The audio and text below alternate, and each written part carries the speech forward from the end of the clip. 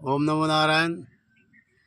आज परमात्मा, गॉड, ईश्वर, खुदा या परम शांति, इस परम शांति में कौन कौन लीन है या कौन उसको प्राप्त होगा, सुने। इस संसार में जो सर्वशक्तिमान परब्रह्म परमात्मा है, वो संसार से छिपा हुआ है, माया के द्वारा ढका हुआ है, संसार से अप्रकट है। वो माया से प्रकट है, स्वरूप से, रूप से अप्रकट है। वो ईश्वर, वो छिप के रहता है, छिपा हुआ है, प्रकट नहीं होता है, छिपा हुआ रहता है, अपने को संसार से दूर रखता है, अपने को संसार में प्रकट नहीं होने देता है। वो परमात्मा।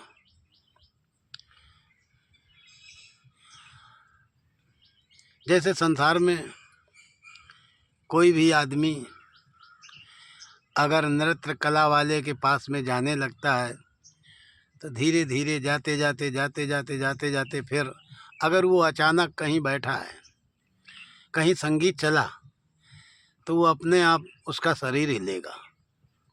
इसका मतलब ये हुआ कि ये उस नृत्यकार से संबंध रखा है कुछ दिन पहले, तभी अपने आप हिलने लगा, अपने आप उसमें उसकी क्रिया होने लगेगी। तो परमात्मा एक छिपा हुआ है, ईश्वर एक छिपा हुआ है, माया के पर्दे में है, प्रकट नहीं है, वो हमेशा छिपा हुआ रहता है। जो भी व्यक्ति ध्यान, साधना, आराधना, जप, साधन, क्रियाएं करके जब उस शांति में उसको अपने में महसूस करता है तो वो संसार से छिपता है, संसार में अपने को प्रकट नहीं करता है। तो समझ लो कि वो व्यक्ति उस आदमी से मिला हुआ है। अगर वो नृत्य करने वाला छोटा सा संगीत चलने पर हरकत ना करता है तो ये समझ लो ये वहाँ नहीं मिला हुआ है। परमात्मा में जो मिला है, जो ईश्वर के अधीन है, नज़दीक है, अपने अंग संग समझ रहा है, वो शांत होगा, मस्त होगा। प्रपंच से, प्रपंच का मतलब पांचों विषयों का आवागमन, उनसे अलग होगा, उसकी अलग दुनिया होगी। हम देख रहे संसार में, सभी मनुष्य देख रहे, बहुत बड़े बड़े हमारे महापुरुष लोग संसार में उस परमात्मा का चिंतन करते हैं, उस परमात्मा को जानने की कोशिश करते हैं और कुछ रिद्धियाँ सिद्धियाँ करके, कुछ चाटक नाटक करके संसार को रिझाने लगते हैं, अपने को संसार में प्रकट करने लगते हैं। अभी एक गांव जानता था, फिर पूरा जिला जान गया, फिर दूसरे जिला जान गए, उनका नाम संसार में फैलने लगा रिद्धियों सिद्धियों की वजह से। संसार के आदमी कहते हैं कि वो उस ईश्वर के बहुत भक्त हैं या वो नज़दीक हैं, लेकिन कैसे नज़दीक हैं? वो तो अपने को संसार में प्रकट कर रहा है, संसार में अपने को जनाना चाहता है किसी भी माध्यम से, धन दौलत के माध्यम से या चाटक नाटक रिद्धि सिद्धि करके संसार में लोग बहुत दूर दूर तक जाने, बहुत भीड़ इकट्ठा हो तो कहेंगे कि वो बहुत परमात्मा के नज़दीक है। जिसके मन में, जिसमें जो संसार की तरफ भज रहा है, संसार में अपने को दिखाने की कोशिश कर रहा है, वो कैसे परमात्मा के नज़दीक होगा। परमात्मा तो सबसे छिपा हुआ है, ईश्वर सबसे छिपा हुआ है। हाँ, उस केंद्र की साधना करने वाला जब परमात्मा की तरह ही छिपने लगेगा, संसार उसको कम जाने, लोग बाग उसको कम जाने, वो अपने को है नहीं भी है, दोनों में समान रह रहा है, संसार से छिप रहा है। जैसे परमात्मा छिपा हुआ है, समय समय पर वो कहीं कहीं प्रकट हो जाता है, वो छिपा रहता है माया से। इसी तरह से सिद्ध पुरुष छिपे रहते हैं। सीधी सी बात है, जो वही गुण आएगा जो उसमें है। परमात्मा में छिपने का गुण है, तो जो भी उसकी साधना करेगा उसमें भी छिपने का ही गुण आएगा। जैसे नृत्य देखने वाले को नृत्य का गुण आ जाता है, चोरी करने वाले को चोरी का थोड़ा बहुत गुण आ जाता है, नशा करने वाले को नशे का थोड़ा बहुत गुण आ जाता है। भाई, जो जिससे मिला हुआ है उससे थोड़ा बहुत जरूर सीख लेगा वो। अब अगर सीख नहीं, उसके जैसा कुछ उसमें बदलाव नहीं है, तो फिर समझ लो कि ये उसके नज़दीक नहीं है। बड़े बड़े सिद्ध लोग, पहले संसार में उनको कोई नहीं जानता था, अब संसार में उनको बहुत जानने लगे। संसार कहने लगा कि तो ये ईश्वर के नज़दीक ज़्यादा पहुंच गए। अरे वो तो तुमसे भी दूर पहुंच गए हैं, तुम तो थोड़ा बहुत उसके नज़दीक हो, लेकिन वो तो उससे तुमसे भी बहुत दूर हो गए, क्योंकि संसार में अपने को इतना ज़्यादा प्रकट कर रखा है।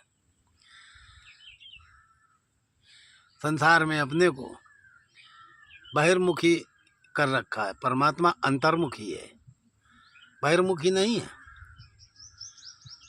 बहिर्मुखी माया के अंदर है, अंतर्मुखी माया के परे है।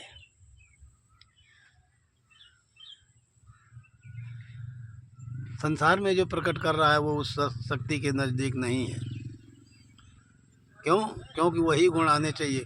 परमात्मा में शांति का गुण है, परमात्मा में शीतलता का स्वभाव है, परमात्मा अप्रकट रहता है, उसमें कोई लहर नहीं है, उसमें कोई चाहत नहीं है। और ये तो बड़े बड़े सिद्ध लोग चाह है ये हो जाए, ऐसा हो जाए, ये दुनिया के लिए हो जाए, ये फलां के लिए हो जाए, ये इसके लिए हो जाए। जब वो परमात्मा क्रियाहीन है तो फिर क्रियाएं कहाँ से आ रही? क्रिया नहीं होनी चाहिए। और जब जो ज़्यादा क्रिया में पड़ता जा रहा है तो वो उससे दूर होता जा रहा है। और सांसारिक लोग जो है सुख दुख के दायरे में पिसते हुए अपने को आनंद का अनुभव करने के लिए ऐसे ऐसे सिद्धों के पास जाते हैं कि उनके पास कुछ ऐसी अलौकिक शक्तियां हैं, इतना ज़्यादा उनके पास भीड़ भाड़ है, कुछ तो होगा। जाते हैं, अपने सुख दुखों को बताते हैं। हाँ, जो उनके पास है संसार की चीज़ है तो संसार की ही चीज़ तुमको दे देंगे,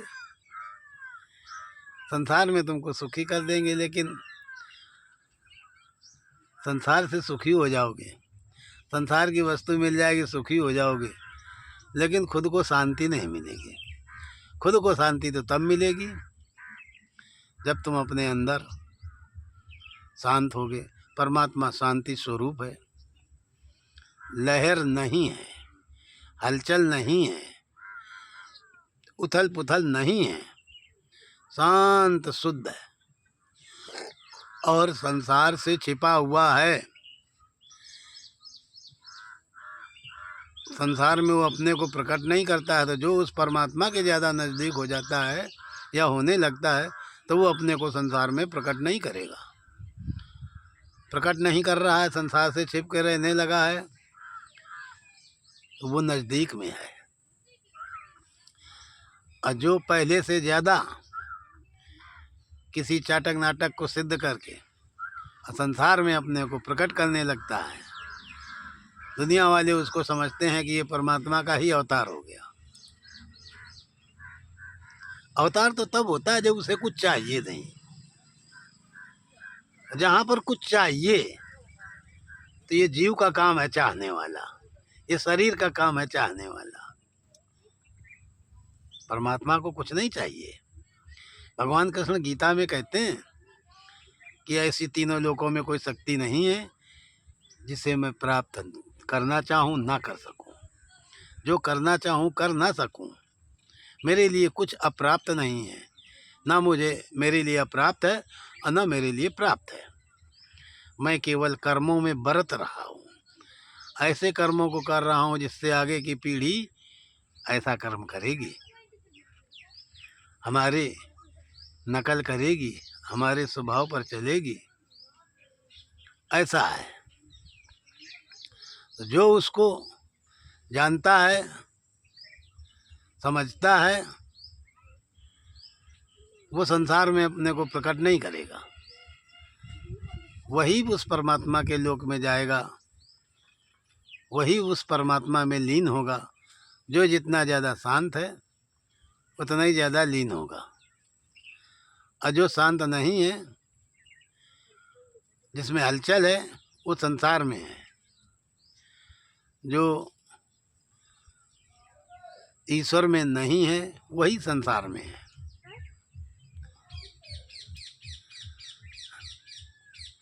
थोड़ा समझने की ज़रूरत है, विचारने की ज़रूरत है, अपना स्वरूप जाने। सीधी सी बात इतनी सी है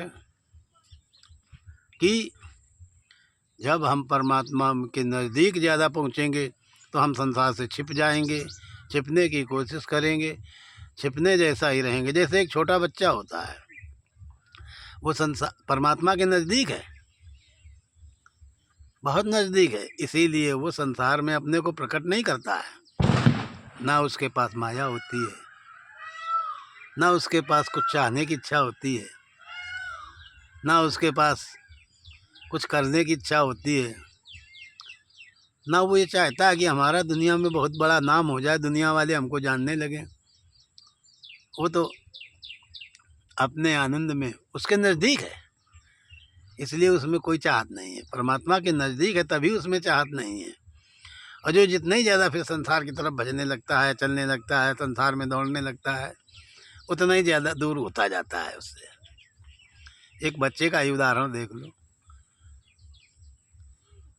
बहुत से संत साधु भेष बना लेंगे, दुनिया का बाहरी आवरण संसार को दिखाएंगे।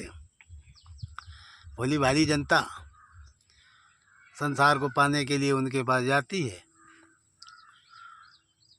तो संसार को ही दे देते हैं, क्योंकि जिसके पास जो होता है वही देगा। और किसी तत्वदर्शी के पास जाते हैं तो वो उनको तत्व ज्ञान देगा, जो जिसके पास होगा वही देगा। तो आज हमारा बताने का यही मतलब है कि जो उस परब्रह्म परमात्मा के नज़दीक होगा वो संसार से छिप के रहेगा, संसार में प्रकट नहीं करेगा। और जो संसार में अपने को प्रकट करने की कोशिश कर रहा है वो उसके नज़दीक नहीं है। बस दो बातों में फैसला। संसार में वो मान सम्मान नहीं चाहेगा, बच्चे के अंदर मान सम्मान नहीं होता है, वो मान सम्मान को जानता ही नहीं है, उसके अंदर चाहत नहीं होती, उसके अंदर कुछ करने की इच्छा नहीं होती है, पाने की इच्छा नहीं होती है, वो अपने आनंद में होता है। उसके सामने जो आ गया उसको आनंद कर दिया, नहीं आया तो अपने आनंद में है, किसी को कुछ देता लेता नहीं है। केवल आनंद की मस्ती और मुस्कान भरी चितवन से आदमी का मन हरण कर लेता है। इसी तरह से संसार में उस ईश्वर या परमात्मा का चिंतन और ध्यान और साधना करने से शांति आती है। संसार की भाग दौड़ खत्म होती है। और जो संसार की भाग दौड़ में लगा है, इतना इतना कर दिया है, इतना यहाँ कर दिया है, फला ज़िले में कर दिया, फलाने देश में ऐसा कर दिया, तो बात तो एक छोटे आदमी और एक बड़े आदमी की ऐसी हो गई। किसी की छोटे आदमी की किसी गांव में झोपड़ी है और एक बड़ा आदमी है तो उसके देश विदेश में फ्लैट और बंगले हैं तो दोनों संसार ही में। न छोटी झोपड़ी वाला परमात्मा के नज़दीक है, न वो नज़दीक है। संसार में केवल कलपुर्जों को एकत्रित करके, न संसार वालों से नौकरी करा के देश विदेश फैक्ट्रियाँ बनवा रखी हैं, पहचान बना रखी है। ये चाहत और ये पहचान उसके साथ नहीं जाएगी, यहीं ख़त्म होगी। ईश्वर शांति स्वरूप है, परमात्मा शांति स्वरूप है, वो चैतन्य स्वरूप है, उसमें कोई चाह नहीं है। और जो संसार में दिखावे का काम करे, समझ लो वो उतनी ही दूर है ईश्वर से, परमात्मा से। क्यों? यही सिद्धांत है। सिद्धांत में देख लो कि जो परमात्मा के नज़दीक होगा, कोई गुलाब के बाग में से घूम के आएगा तो उसमें कुछ महक आ जाएगी, कोई कीचड़ में से घुस के आएगा तो उसमें कुछ कीचड़ की बदबू आ जाएगी, कुछ सेंट की फैक्ट्री के पास से निकल के आएगा रहेगा उसमें तो उसमें कुछ उसकी महक आ जाएगी। तुम अस्पताल में अगर 10-15 दिन बने रहो, फिर अपने गांव में आओगे तो तुम दवाइयों की तरह महकोगे, उसका असर आएगा। और अगर असर नहीं आया है तो फिर अस्पताल में नहीं था, वो कहीं बाहर बैठा रहा।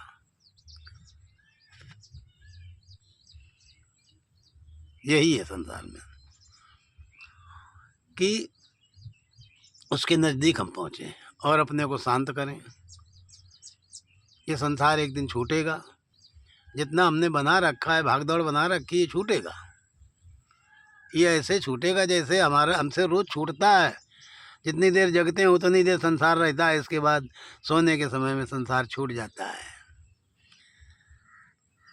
हम इस संसार में नहीं होते हैं, सोने के समय में हम पता नहीं कहाँ होते हैं, और जब जगते हैं तब इस शरीर में आ जाते हैं, फिर संसार में काम करने लगते हैं, और जब हम सोते हैं तब इस शरीर से निकल जाते हैं। तो दिन ही दिन में जितनी देर जगते हैं उतनी देर हम इस शरीर रूपी गाड़ी में, शरीर रूपी लिफाफे में रहते हैं, और सोते समय में इस शरीर रूपी लिफाफे से भी निकल के बाहर घूमने लगते हैं।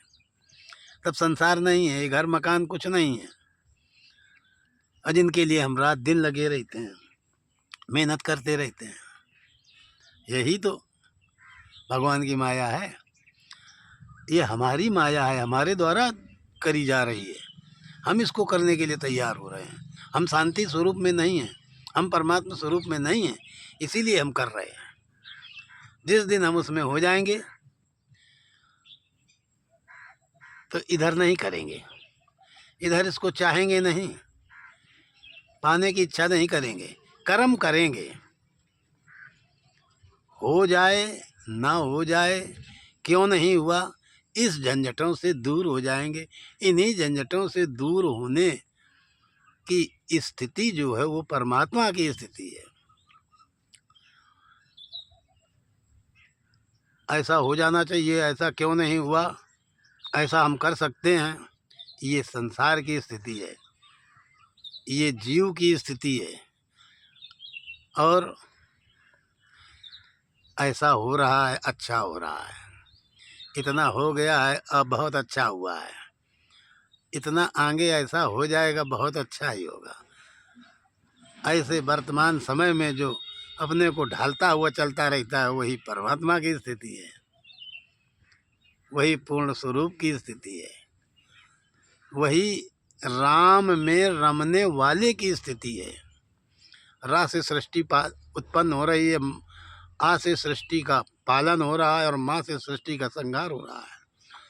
इस संसार में छोटे से बड़े लोगों को हम उत्पन्न होना, पैदा होना, पालन पोषण होना, और अपने आप जो मर रहे हैं, इन सारी चीज़ों का होना हम खुशी से सहन करते चले जाएं, हमें कोई लेना देना ना रहे। जो हो रहा है अच्छा हो रहा है, बढ़िया हो रहा है, वही परमात्मा की स्थिति है। और इसी होने पने को हमने प्रश्न लगाने शुरू कर दिए, ऐसा क्यों, ऐसा नहीं होना चाहिए, ऐसा होना चाहिए, ये इतना क्यों नहीं हुआ। यही जीव की स्थिति है। जब तक हम ये विचार करते रहेंगे ये ऐसा नहीं हुआ, ऐसा क्यों हो गया, इतना हो जाता, इतना और हो जाता, ये हमारी जीव की स्थिति है। और इसी होनेपन को हम सहज स्वीकार करने लगे, यही परमात्मा की स्थिति है, यही ईश्वर की स्थिति है।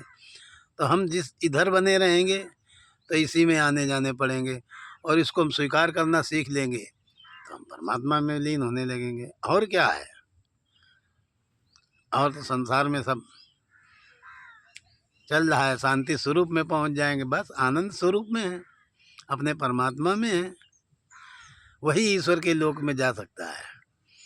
और इतना हो गया, ऐसा क्यों नहीं हुआ, इतना कैसे होगा, ये होना चाहिए, वो नहीं ईश्वर के लोक में जाएगा। वहाँ लहर है, उसमें लहर नहीं है, वहाँ लहर है, कैसे जाएगा, संभव ही नहीं है।